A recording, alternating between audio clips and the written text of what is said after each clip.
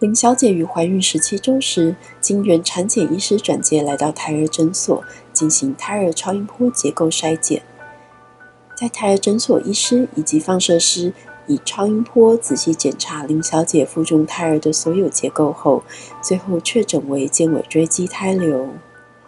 为了确认肿瘤的范围，胎儿的个案管理师也为林小姐安排于适当周数时，至容科医学影像中心进行胎儿磁振造影。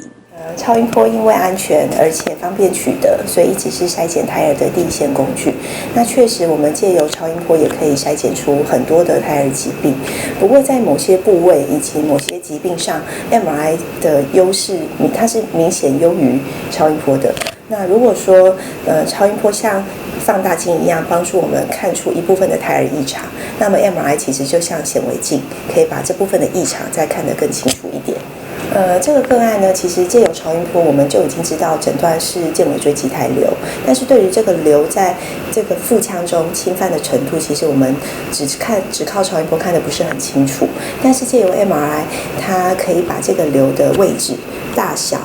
内容物的组成，然后最重要的是在腹腔内的侵犯程度，它的界限就比超音波下明显很多。那我们就比较有办法对这个瘤下一个比较明确的分型。那有了明确的分型，才有办法给妈妈比较好的咨询。检查当天，在容科医学影像中心会合后，首先由胎儿放射师为林小姐进行胎儿超音波扫描，向容科的医师说明超音波下的影像发现。接着，林小姐进入检查室进行胎儿磁振造影。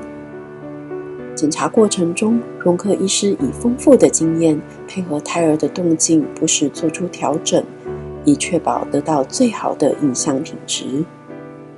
目前的话呢，胎儿磁振造影还是拿来做我们第二线的胎儿的影像诊断的工具啦。对于我们第一线的话，还是以超音波为主。那什么情况会需要做到胎儿磁振造影？主要是就是如果发现怀疑胎儿有先天性的异常，那超音波没有办法十分确诊，或者需要更进一步把细节还有构造把它理清清楚的时候，我们会需要做。那再来就是已经怀疑有异常，那我们担心有多发性的异常的时候呢，我们会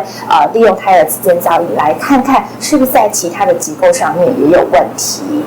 那另外的话就是已经发现说基因可能有问题的时候呢，我们可能会需要来做磁振造影来确定一下有没有什么地方是有问题，所以我们还是把它作为第二线的诊断工具这样子。在胎儿磁振造影检查结束后，胎儿也为林小姐安排了多学科专家会议。除了胎儿的医师、放射师以及容科的医师之外，也特别邀请了新生儿科医师以及小儿外科医师，各路专家齐聚一堂，对林小姐胎儿检查的影像结果做病情讨论，并且为林小姐及家属从产前诊断到产后相关的治疗及照顾做详细的说明，让他们得到最完善的资讯。